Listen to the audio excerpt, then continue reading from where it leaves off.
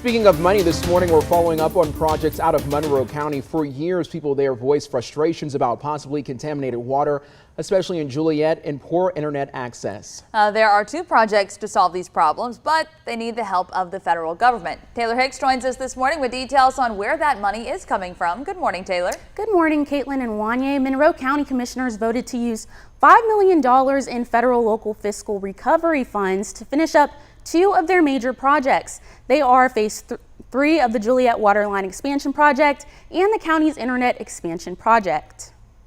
You're going to wait around 5-10 minutes to load something. It's pretty bad. Matthew LeFever has worked at Harbin Repairs for 5 years. LeFever says the internet is so spotty in Monroe County, people sometimes come into the store thinking something is wrong with their computer. I have diagnosed a lot of issues, and it boils down to their internet, not their computer. LeFever says the speed of your internet often depends on where you are. You'll have areas in which, it's not great at all. You get the lowest speeds, probably around, I think it's like 3 megabytes per second.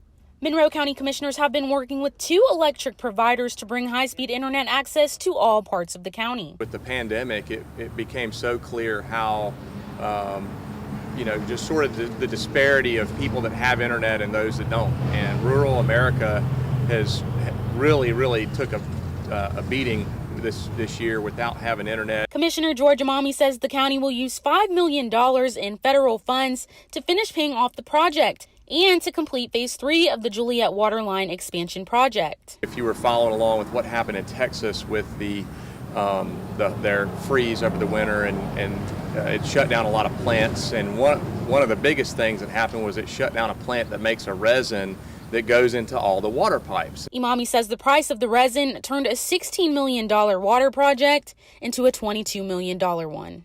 He says thanks to the federal funds, the county can now pay the difference. Regardless of what the cause of the issues were with the wells in and around Juliette, we realized there was a problem, and we stepped up to try to solve that problem. So we're glad to have some help from the federal government to pay for these things, but we would have done it regardless because we believe that they're important.